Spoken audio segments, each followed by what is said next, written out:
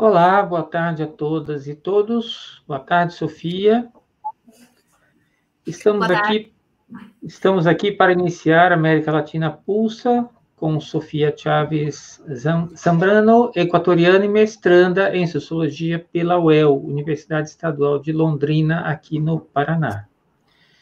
O objetivo, né, dessa nossa conversa aqui, que a gente está denominando de América Latina Pulsa, é trazer à tona temas que, embora relacionados ao 37º Seminário Virtual Lutas e Resistências, que ocorrerá agora, né, entre os dias 14 e 18 de setembro, das 19 às 21h30, nós não teremos tempo de incorporá-los aos debates. Eles foram muito importantes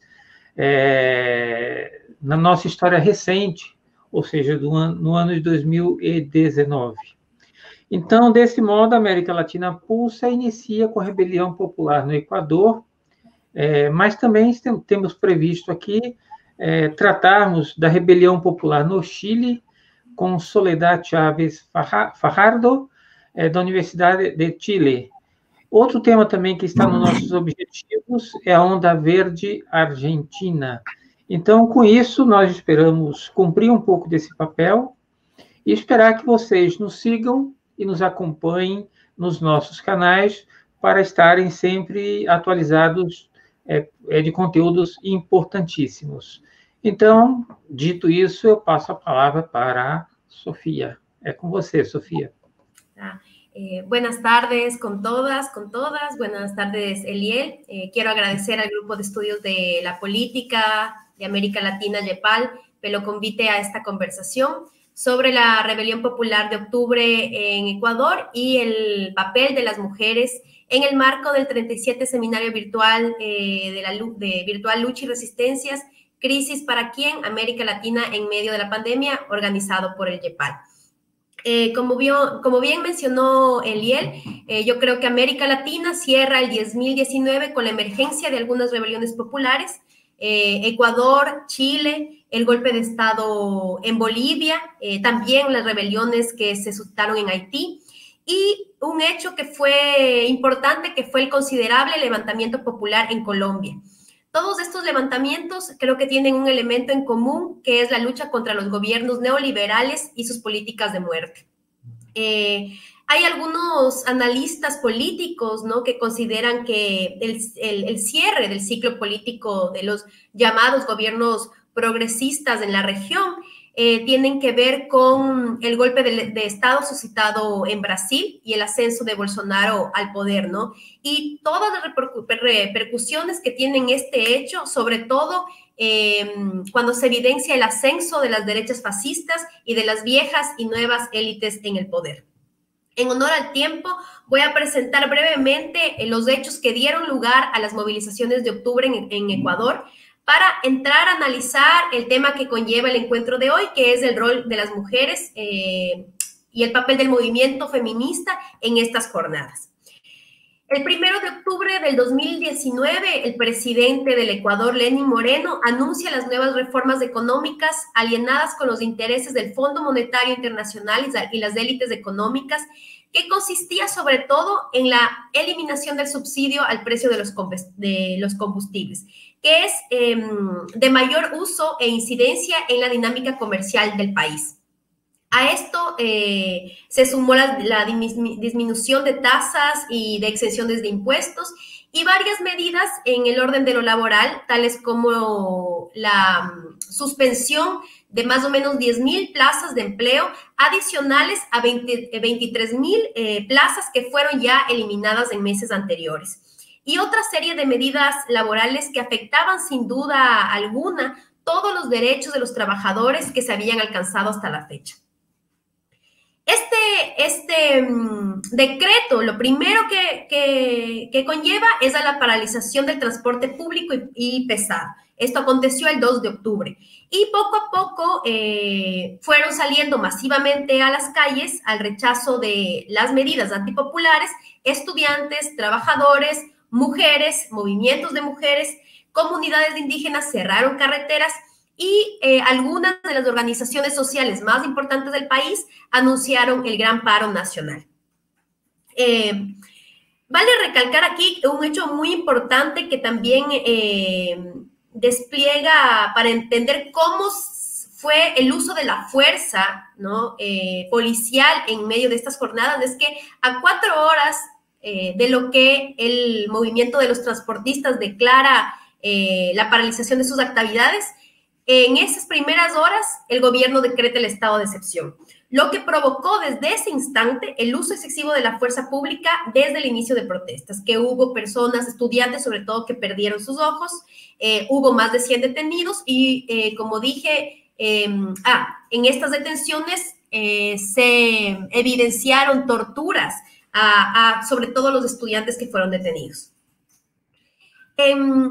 En este primer momento, o desde este primer momento, como mencioné, se observa la multiplicidad de grupos conformados por estudiantes, trabajadores, organizaciones políticas, feministas y sobre todo dirigentes de las bases provinciales y cantonales de la organización indígena. Es decir, no fue el movimiento indígena como tal o las élites del movimiento indígena, sobre todo de la CONAIE, la Confederación de Nacionalidades Indígenas, sino que fueron las bases indígenas, los dirigentes de las bases indígenas quienes se movilizan, porque aquí hay que recalcar que algunos dirigentes de indígenas, de las élites de indígenas, estaban hasta este momento trabajando para el Estado. Entonces, lo que conlleva a movilizarse a todo este sector es 3 consignas. Primero, la derogatoria del decreto 883, que era el decreto de los combustibles y otras medidas. Segundo, que era muy importante, que era el decir fuera al Fondo Monetario Internacional del Ecuador. Y la tercera consigna, que fuera Lenín Moreno del cargo presidencial, ¿no? Se estaba pidiendo, en definitiva, la destitución de Lenín Moreno del poder. Para esto, las bases y dirigencias indígenas decidieron sumarse a las movilizaciones a Quito. Ya para el 3 de octubre comenzaron una caminata hasta llegar a la ciudad y las cuales seguían solicitando la derogación de las reformas económicas. Hecho que fue totalmente criminalizado desde el inicio por los poderes económicos, empresariales, mediáticos y políticos que construyeron a lo largo de todas las jornadas de movilización discursos de xenofobia, racismo, un odio hacia la figura de los indígenas y campesinos en mayor medida, y también un discurso de odio y xenofobia hacia los migrantes, sobre todo venezolanos, atribuyendo que la revuelta popular era financiada y orquestada y dirigida por los dirigentes de la Revolución Ciudadana y su afinidad con el chavismo. Yo creo que ese también es un punto central para entender también las otras movilizaciones de Chile, de Colombia, por ejemplo, de Chile y Colombia sobre todo, quienes Duque o Piñera decían que estas manifestaciones al fin y al cabo eran financiadas por el chavismo, en este caso por Maduro. Entonces creo que ese, por ejemplo, es un discurso que estuvo permanentemente en estas 3 movilizaciones que fueron totalmente distintas, pero que tienen algunos elementos en común. Bueno, desde el día que llegaron los indígenas a la ciudad de Quito, se acorraló, se violentó, se deslegitimó la lucha social. El Estado, entendido como este monopolio legítimo de la fuerza que estaba desprovisto de todo apoyo ciudadano, se visibilizó en el momento en que comienza a demostrar toda esta persecución violenta por todos los órganos represivos del Estado que estuvieron a cargo sobre todo de la ministra del Interior y del ministro de Defensa. La policía y la fuerza militar, como mencioné, en los 12 días de movilización tuvieron una actitud totalmente beligerante y una acción represiva sin dimensión y consideración alguna. Cabe decir que aquí vamos más o menos en el cuarto día de movilización, en donde hay un constante uso de la fuerza, hay muertos, hay heridos, ¿no? Y hay todo, sin duda, en todos estos días se van sumando más ciudadanos a las movilizaciones. Es decir, ya no era solo el movimiento indígena, sino que se sumaron trabajadores, se sumaron también personas de los barrios, hubo cacerolazos, y también en este sentido hubo se podría decir, unas redes de solidaridad bastante interesantes, ¿no? Entonces, la gente comienza a donar ropas, comida, productos de limpieza, y se comienzan a abrir las universidades y otros puntos de apoyo para que los indígenas y las personas que se habían movilizado hasta Quito puedan pernoctar, y también unas especies de cuidado para los niños y para las mujeres que habían viajado a Quito con sus hijos, ¿no? También se comienzan a formar brigadas de médicos, ¿no? En donde, claro, no podían asistir las personas heridas a los sistemas de salud público, ¿no? Porque de alguna manera también estaban cerrados, y lo que hicieron los estudiantes de medicina, sobre todo de la Universidad Central del Ecuador, fue desplegar de unas quizás medidas médicas para cubrir a los protestantes que de alguna manera eran afectados por este repliegue de la violencia. Entonces es interesante también ver cómo se desplegaron unas redes de solidaridad, que ahí, como vamos a ver después, entra también el rol de las mujeres en este sentido. Ya para el domingo 13 de octubre, tras 10 días de intensas jornadas de protesta, se produjo el diálogo que fue televisado entre la CONAIE y el gobierno, que fue mediada por la Organización de las Naciones Unidas, la ONU, a través de su representante en Ecuador, y por la Conferencia Episcopal Ecuatoriana. A la final, la discusión se centró solo en la derogatoria del decreto 883, dejando de lado las otras exigencias, que era fuera el FMI del Ecuador y también la destitución de Lenín Moreno, así como también los juicios políticos a la ministra del Interior y al ministro de Defensa. Por las acciones, las acciones que se tomaron después de este aparente diálogo, ¿no? Fue que puso fin a las movilizaciones de octubre, y se comenzó una persecución política apresando a varios dirigentes de la Revolución Ciudadana, y de ahí fortaleciendo un discurso sobre el cual recae ya de una manera hasta chistosa, se podría decir hasta ahora, que todos los males que tiene el país y las razones en ese momento de las movilizaciones fueron los intereses de las agrupaciones políticas de los correístas, ¿no? Deslegitimando de esa manera todas las demandas e invisibilizando a los doctores que protagonizaron esta lucha, es decir, a las mujeres, a los estudiantes, a los trabajadores, a los ciudadanos organizados y no organizados, y sobre todo a los indígenas.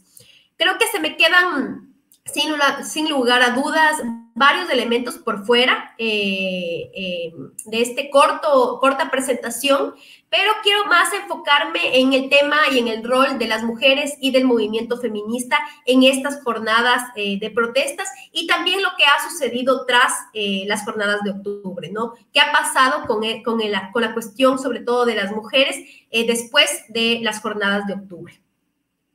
Para esto, a mí me parece que es importante señalar dos dimensiones. El rol protagónico que han tenido siempre las mujeres indígenas en las movilizaciones en el Ecuador. Basta solo recordar durante los años 90 las masivas movilizaciones que ocurrieron en contra de las políticas neoliberales también. Y no solo se remonta a los años 90, ¿no? Sino que siglos atrás, y sobre todo a la década de los 30 del siglo pasado, cuando mujeres como Dolores Cacuango, Tránsito Amaguaña, participaron de la fundación de la Federación Ecuatoriana de Indios, así como de los primeros sindicatos agrícolas y las primeras escuelas bilingües de español y quichua.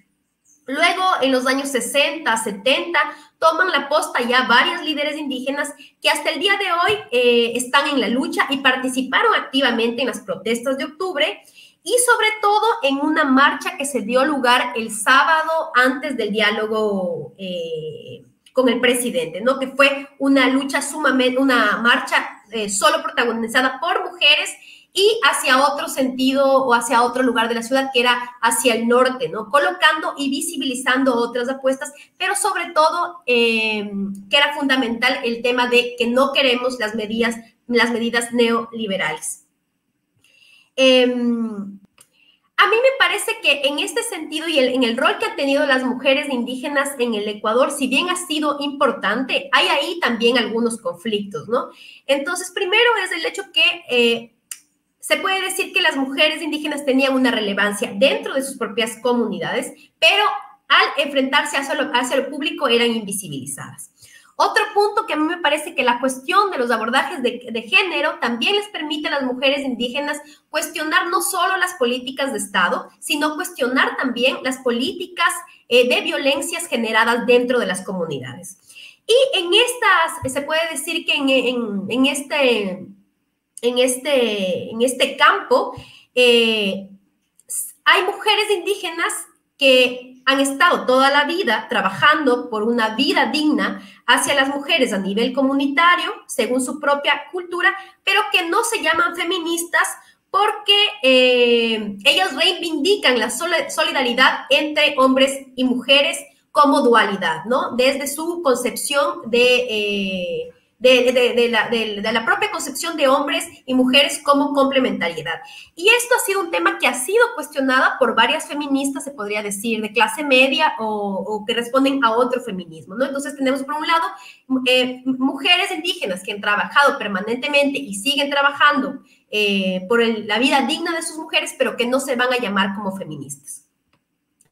Por otro lado, tenemos indígenas que se niegan a llamarse feministas porque cuestionan la mirada de estas feministas blancas urbanas sobre su accionar y sus ideas.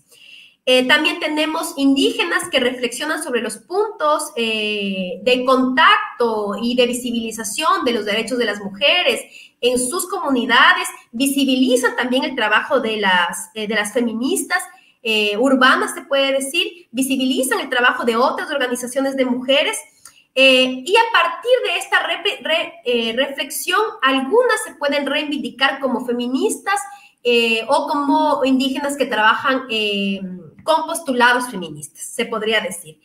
Y otras indígenas que se afirman abiertamente feministas desde un pensamiento autónomo, ¿no? Entonces yo creo que desde este hecho se puede entender que aquí es un escenario altamente conflictivo, heterogéneo, ¿no? Pero que se torna, ¿cómo se podría decir? Sin duda marca también el tema de los feminismos en Ecuador, no solo en Ecuador, sino en Bolivia, en Perú, que estamos marcados por esta cuestión andina, se puede decir, de lo territorial también. Entonces, marca quizá un modo distinto de entenderse los feminismos en el sur y sobre todo los feminismos andinos. Y otro elemento para tener en cuenta como segunda dimensión de análisis es esta irrupción a nivel mundial y específicamente en Latinoamérica durante la última década, que surgen diversos tipos de corrientes feministas que de alguna manera han sido protagonistas de marchas, huelgas, plantones, toma de espacios públicos, debate en espacios académicos, debate en espacios virtuales, escraches en redes sociales a hombres violentos y abusadores. Países sobre todo como México, Argentina, Chile, España, solo por mencionar algunos, han sido los escenarios de grandes movilizaciones que han dado cabida para el surgimiento de algunos movimientos. Y ahí tenemos algunos. Por ejemplo, está la Marcha de las Putas, que nace en Canadá y se despliega en algunos países de Latinoamérica. Tenemos Pussy Riot, que es un colectivo ruso de punk rock feminista que también tiene repercusiones en Latinoamérica. Tenemos a Ni Una Menos de Argentina, que se replicaron en varios países de Latinoamérica a través del eslogan Vivas nos queremos, que se ha convertido en la apuesta de muchos colectivos feministas. Tenemos La Tesis, que es el colectivo chileno, que en el último año colocó la canción y coreografía Un violador en tu camino, que se replicó en todos los países de Latinoamérica y también en Europa. Entonces, todas estas movilizaciones se han suscitado de alguna forma en torno a la desigualdad social de las mujeres, en contra del acoso callejero, el acceso al aborto libre, pero que estas demandas están atravesadas por las reivindicaciones de clase y también las reivindicaciones étnicas. Y en este contexto, ¿no? Señalando estos dos elementos anteriores, Ecuador también ha presenciado la multiplicación de organizaciones, agrupaciones y colectivos feministas que han protagonizado eventos de protestas, activismos particulares, no solo en la calle, sino a través también de dispositivos socioestatales, lo que entendemos como feministas más institucionales. Y esto se da sobre todo en los últimos 10 años, ¿no? Un poco más. Y lo que voy a hacer aquí un poco de recalque es que pese a que ya existía un disgusto hacia las políticas neoliberales de Lenín Moreno y ya existía algunas movilizaciones, pequeñas movilizaciones, no solo de grupos feministas, sino de otros grupos de trabajadores y de estudiantes en el Ecuador, los hechos de las protestas sociales suscitados en el mes de octubre del 2019 en contra de las medidas antipopulares por el gobierno de Lenín Moreno, permiten la convergencia de varias agrupaciones feministas que habían estado de cierta forma desarticuladas. Entonces, los 11 días de protestas, las mujeres organizadas y no organizadas, y sobre todo las mujeres indígenas tuvieron un fuerte protagonismo unidas por algo en común. Es decir, pese a sus divergencias, pese a sus divergencias y a sus diversos feminismos, se podría decir, el punto que les converge en este momento es protestar contra las medidas impuestas por el gobierno, que es, en definitiva, protestar en contra del neoliberalismo, ¿no? Y como resultado de esto, después de las protestas de octubre, tenemos un hecho que a mí me parece fundamental, que es la creación del Parlamento Plurinacional y Popular de Mujeres y Organizaciones Feministas, que articuló a varios y diversos colectivos, agrupaciones feministas, que hasta la fecha han sido las protagonistas de algunas acciones colectivas. Sobre todo, un acto simbólico que se dio, que fue el juicio popular público a María Paula Romo, que era la ministra del Interior, por todas las muertes causadas en el mes de octubre, y también por la Marcha Popular de las Mujeres del 8 de marzo del 2020. Este hecho fue clave porque cuando digo que de alguna manera el movimiento feminista estaba desarticulado por algunas cuestiones, aquí también tiene que ver mucho lo que pasó en los 10 años de la Revolución Ciudadana. Entonces, pese a esa desarticulación, el 8 de octubre se vuelve un 8 de octubre nuevamente masivo en las calles de varias mujeres, ¿no? Y de mujeres organizadas de una mejor manera, quizás, con otros postulados y sobre todo con una postura, ¿no? Que era en contra de las medidas neoliberales. Entonces, como para ir terminando, a mí me parece que para también entender un poco la cuestión de los feminismos en Latinoamérica, es que la convergencia quizás de los feminismos es del cuerpo como el lugar de reflexión y acción, ¿no? Los feminismos se sitúan a partir de una reflexión y a partir de una acción que es situada desde su territorio cuerpo. Y aquí, por ejemplo, hay algunas consideraciones, ¿no? Los feminismos comunitarios indígenas se anuncian desde un cuerpo-territorio, cuerpo que ha sido violentado, colonizado desde la conquista de América hasta la fecha. Las feministas negras que anuncian un cuerpo, que se anuncian desde un cuerpo racializado, las feministas blancas de clase media urbanas que denuncian el control estatal del cuerpo, denunciando los casos de feminicidio, aborto, violaciones a un cuerpo que se vuelve, en palabras de Rita Segato, un cuerpo lienzo de la violencia. Entonces podríamos decir que todos estos feminismos, aunque tengan apuestas diferentes en sí, parten desde sus cuerpos como cuerpos situados en un mundo desigual. Entonces, aquí me parece a mí señalar que es innegable la irrupción del feminismo dentro de las prácticas políticas tradicionales, ¿no? Entre el feminismo comunitario, los feminismos latinoamericanos, los feminismos del sur, los feminismos decoloniales, sobre todo creo que hacen crítica a las formas tradicionales de la construcción social, no solo de pensamiento, sino de acción política, ¿no? Que que estuvieron como realizadas, sobre todo a partir de una objetividad científica, descorporificada, universalista, ¿no?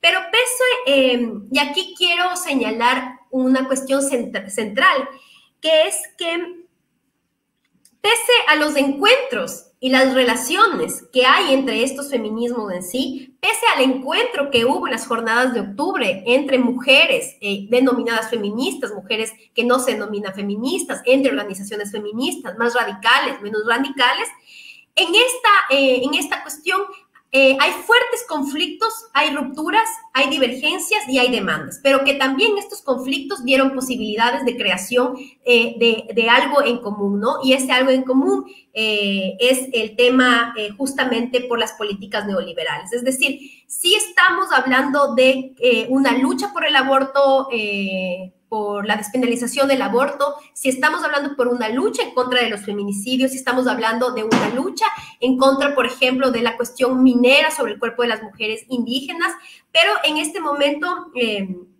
creo que todas esas demandas se colocan en una demanda mayor, que es el tema de una vida digna para las mujeres, ¿no? Una vida fuera de la opresión, y no solo de las mujeres, sino de la sociedad en general. Entonces, a mí me parece interesante colocar esto. Esto sobre todo como para ir cerrando. No sé si aquí se puede colocar la imagen. ¿Puedes pasarme?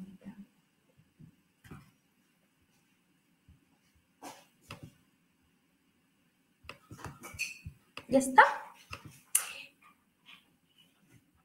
Aquí. Ya. Esta imagen fue una imagen que causó mucho revuelo, ¿no? No solo en Ecuador, sino internacionalmente, en donde esta mujer es una mujer indígena del Cotopaxi, no está posando para la foto, es uno de los barrios del centro en Ecuador, creo que es en el barrio de Placer.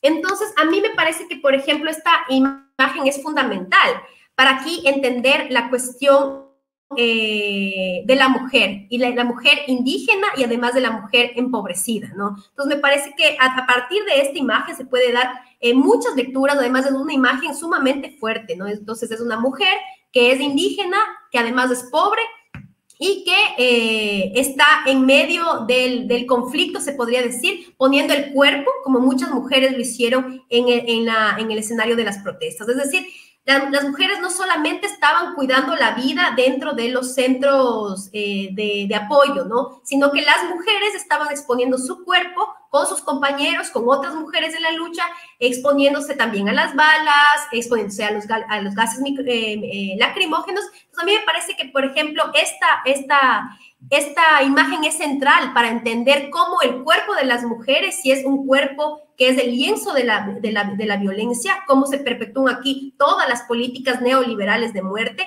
y que, por ejemplo, me parece que se agudizaron totalmente con la pandemia. Es asustador cómo todos los días crecen los feminicidios a partir de la pandemia. Yo no tengo palabras, ¿no?, para explicar también esta indignación, la violación a niñas y los casos de aborto de niñas que se ha visto sobre todo aquí en Brasil, pero no solo en Brasil, sino en Latinoamérica toda. Entonces, me parece que los feminismos sí nos ponen, por ejemplo, aquí un debate que está en total vigencia, que es el tema de cómo estas medidas neoliberales siguen precarizando la vida de las mujeres, pero sin embargo siguen precarizando la vida de las mujeres indígenas, de las mujeres negras, de las mujeres jóvenes, de las mujeres campesinas, ¿no? Entonces, yo creo que con eso cerraría.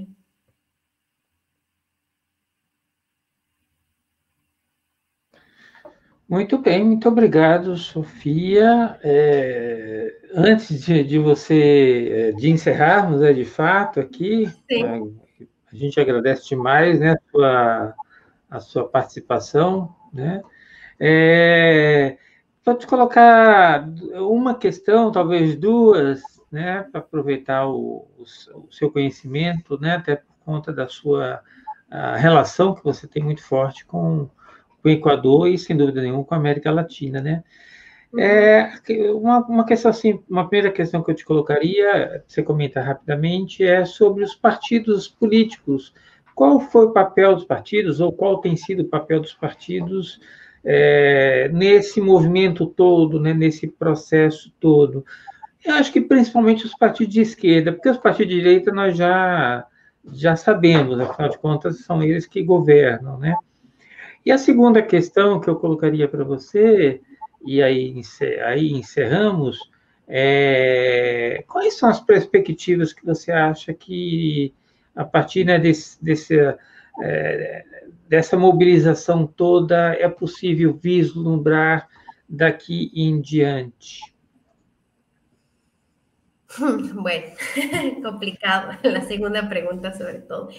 La participación de los partidos políticos. O sea, yo creo que ahora hay una discusión sobre que yo creo que no solo en Ecuador, ¿no? Sino como el rol que está jugando la izquierda en nuestros países. Entonces, en las jornadas de octubre, en un primer momento, yo creo que en los primeros días de la movilización no se ven tantas banderas políticas. O sea, la ciudadanía sale indignada. O sea, sale indignada.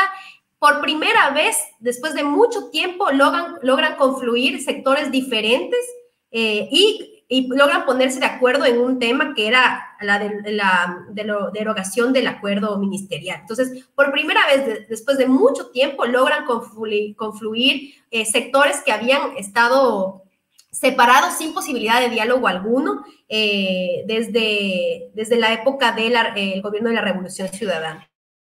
Entonces, como primer momento, yo creo que no hay unas banderas políticas como tal. Después, claro, se comienza quizás a querer, ¿cómo se dice? A querer, quizá, como hacerse, no dueños, no sé cómo es el término.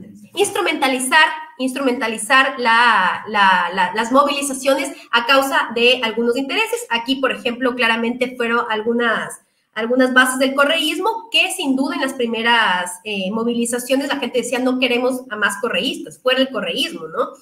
Y lastimosamente después yo creo que se tergiversó totalmente la movilización porque, claro, el movimiento indígena también decía fuertemente esta es una lucha del movimiento indígena, no de los correístas. Entonces, al fin y al cabo, yo creo que ahí, por ejemplo, los partidos políticos de derecha tuvieron más protagonismo porque sin duda quisieron instrumentalizar algunos poniéndose en contra del gobierno, otros, o sea, como también diciendo que no estaban a favor de las políticas neoliberales de Lenín Moreno y que son grupos de derecha, o sea, el grupo sobre todo de un candidato que se llama Guillermo Lasso, que es el dueño de los bancos, o sea, es de la banca de la derecha ecuatoriana, que trató de monopolizar la lucha para sus intereses, pero no fue logrado. Entonces, yo creo que la movilización social nos deja como un panorama también un poco desierto, porque a la final no se logró el cometido, que era, o sea, se logró la derogación y del decreto, que fue lo del combustible, pero no se logró eliminar, mandar al FMI fuera, no se logró tener un juicio político hacia los ministros de Estado que perpetuaron la violencia y Lenín Moreno sigue en el poder. Y que a la final lo que ha dado de resultados, yo creo, es lo que se podría decir que sin duda había una base popular para candidatizar a un líder indígena que era Leonidas Issa, que cobró gran importancia durante todas las jornadas y después de las jornadas, ¿no? Que un líder con una gran capacidad y que muchos le apostábamos realmente a que él sea la próxima lideranza. En todo este tiempo ha habido muchos conflictos entre sí, sobre todo dentro de los líderes y las bases indígenas que hasta ahora no logran ponerse de acuerdo en que si había este candidato presidencial, que a la final no fue, que fue otro candidato presidencial que se llama Yacu Pérez, que es indígena, pero que todos sabemos que a la final responde a intereses de la derecha, ¿no? Y que su binomio vicepresidencial era una mujer declarada abiertamente que es de derecha y que estuvo apoyando el tema de la violencia y el tema de todos estos meses de un no gobierno, ¿no? Entonces, el panorama político ahora es un poco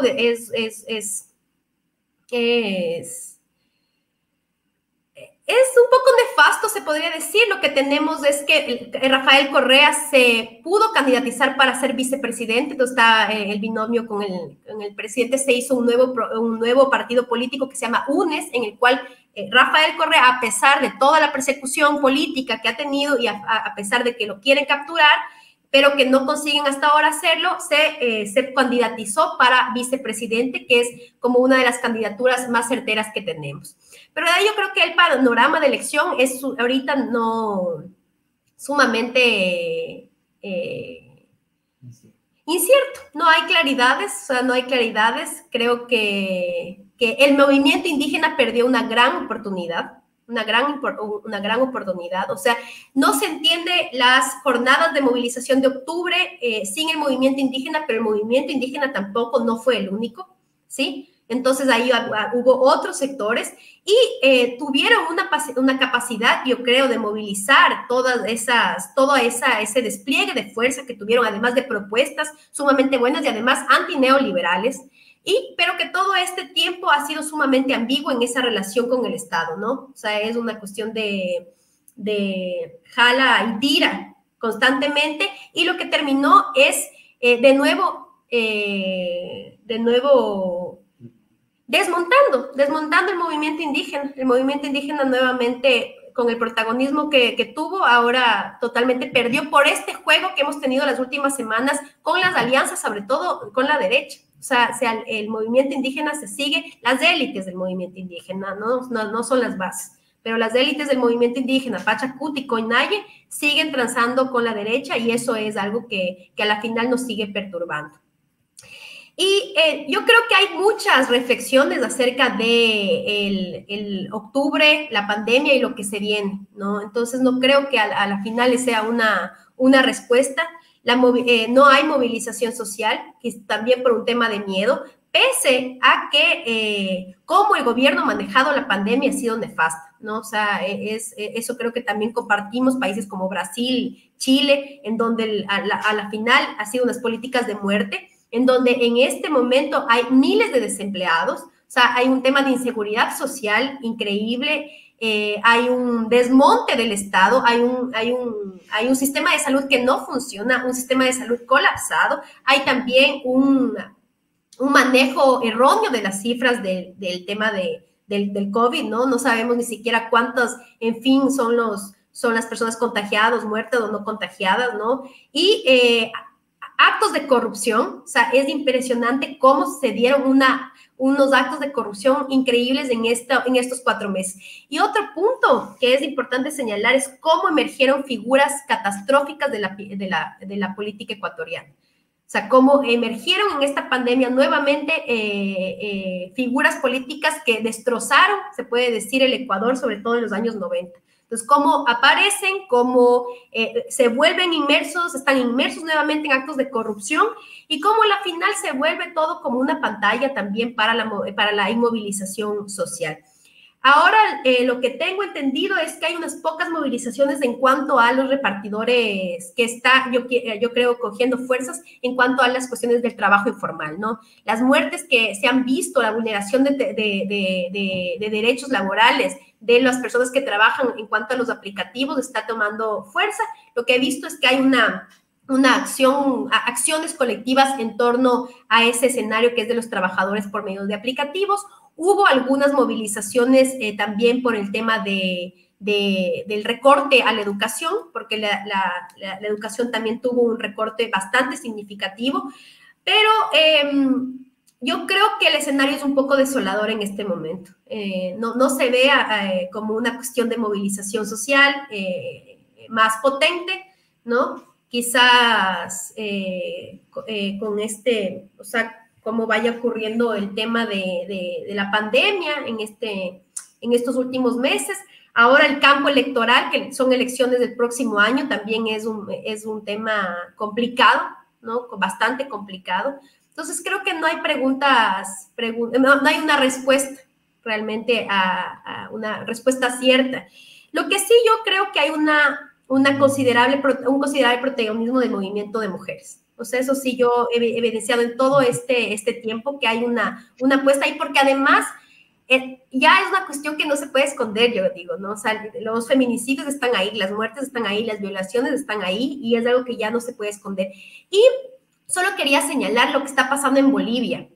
Lo que está pasando en Bolivia también nos da cuenta, ¿no?, de esta lucha lucha armada, se puede decir, lucha conflictiva, entre estos grupos ultrafascistas y los campesinos, los pueblos indígenas que están de frente y que también ya van al tema de las elecciones, ¿no?, que todo el tema también es por las elecciones. Entonces, lo que está pasando en Bolivia, yo creo que también sin duda nos va a dar elementos interesantes para comprender Latinoamérica también, lo que acontece ahí. Y ahí también es importante señalar el rol que tienen las mujeres bolivianas, las mujeres indígenas bolivianas en todas estas movilizaciones es importante.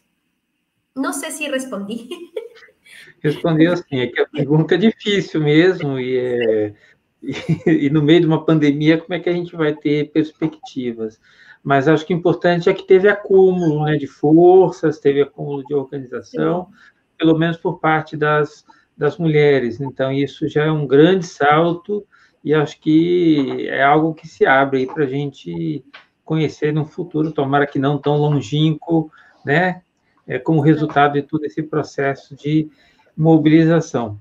Sofia, agradeço demais aqui esse bate-papo meio rápido com você, né, para a gente poder entender um pouco melhor o que aconteceu no Equador, e aproveitar aqui e convidar o pessoal para se inscrever, ainda dá tempo de se inscrever no 37º Seminário Lutas e Resistências. O tema desse seminário é muito importante, é Crise para quem? América Latina no meio da pandemia, ou em meio à pandemia. Então, fica aí o convite para todo mundo se inscrever e nos acompanhar, que será do dia 14 ao dia 18 de setembro. Muitíssimo obrigado. Tchau. Muchas gracias por la invitación. Chao. Gracias.